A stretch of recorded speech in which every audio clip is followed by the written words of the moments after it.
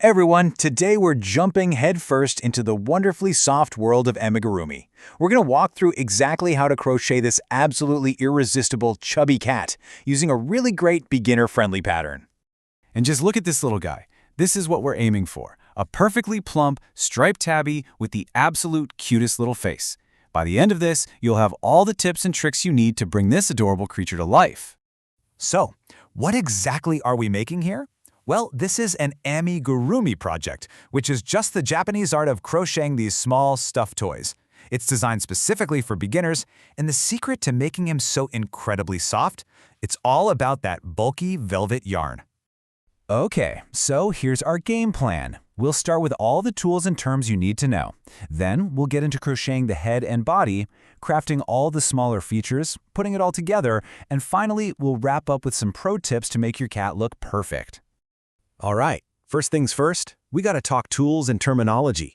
Let's get all our supplies gathered up and learn the lingo so you can hit the ground running with confidence.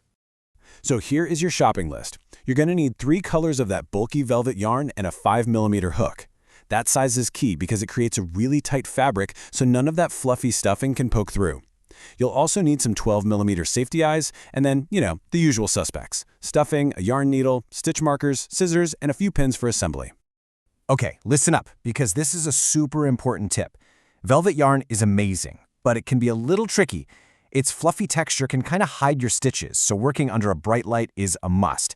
And seriously, stitch markers are going to be your absolute best friend. Make sure you use them and count your stitches after every single round. It'll save you a ton of headaches. The main stitch we're going to be using for pretty much this entire project is the single crochet, or SC. It's a really simple, tight stitch that creates that dense fabric we want, which is perfect for keeping all that stuffing safely inside. So, how do we get those cute round shapes? With an increase or ink. It's super simple. It just means you're putting 2 single crochet stitches into the exact same stitch from the round before. That's what makes your project grow outwards. And to make our shapes get smaller, we'll use an invisible decrease, or deck. The secret here is to work through only the front loops of the next 2 stitches. This pulls them together so smoothly that you get this really clean shape without any ugly bumps. It's a game changer for amigurumi. All right, basics are covered. You ready to actually start making something? Let's get to it. It's time to crochet the head and the body, the 2 biggest pieces that create our cat's super chubby shape. We're going to start with the body. You'll begin with a magic ring, and then increase for 8 rounds to make a nice flat base. After that, you'll just work straight up to get the height, adding in those dark gray stripes as you go. Then you'll start to decrease to close the top. And remember, stuff it really firmly before you close it all the way.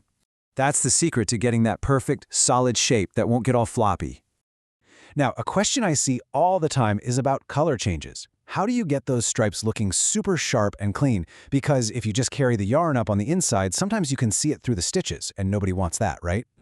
Well, the solution is really simple but so effective. The best way to do it is to just cut your yarn after each color change and rejoin the new color for the next stripe. I know. It means weaving in a few more ends later, but trust me, the result is a perfectly clean, professional-looking finish. It's totally worth it. The head is made pretty much the same way as the body, just a little bit smaller. You'll increase for 7 rounds, work straight for a bit, but then, and this is the most critical step, you have to pause to attach the safety eyes. Once you start decreasing and stuffing, it's going to be way too late. The original pattern is a little vague about where the eyes go, and that can really change the whole expression of your cat. So here's a much more precise tip.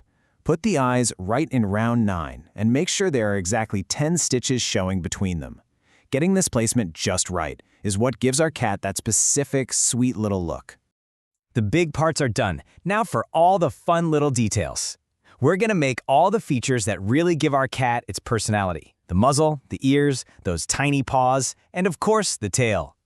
So, what's on the docket? We've got a little white oval for the muzzle, 2 pointy gray triangles for the ears, a couple of small nubs for the front paws, some bigger pieces for the back legs, and a long, skinny striped tube for the tail.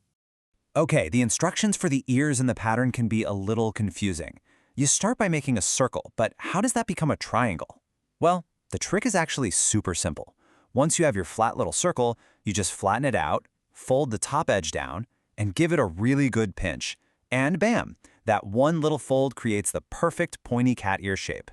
All right, you should have a little pile of crocheted pieces in front of you. Now for the most magical part, assembly. This is where all those separate yarn shapes transform and finally become a real adorable cat. Believe it or not, the order you do this in really matters. You want to start by attaching the head to the body. That creates your main form. Then you can build out the face by adding the ears and the muzzle. Once the face looks right, you can attach the front paws, then the back ones, and finish everything up with the tail. Following this order, just make sure everything lines up just right. Now pay close attention to this because it's probably the most important assembly tip of all. Don't just plop the head right on top of the body. You actually want to shift it forward a little bit so it overhangs the front by about 1 or 2 rounds. This gives him that adorable chin-tucked posture that really truly brings him to life. We are in the home stretch. It is time for the finishing touches. These are all the small details that will take your project from looking handmade to looking handcrafted. So all that's left is to embroider a little nose and mouth, and if you want, you can add some simple thread whiskers. Oh, and here's a great pro tip. Try gently brushing the finished cat with a pet slicker brush. It'll really fluff up those velvet fibers and make it extra fuzzy. And please, this is a really crucial safety note. If this toy is for a child under 3 years old, always embroider the eyes instead of using those plastic safety eyes. And there you have it, from a simple strand of yarn to a huggable, squishy friend. Every choice you made along the way, every single stitch you crocheted, it all tells its own unique story. So the only question left is, what story will yours tell?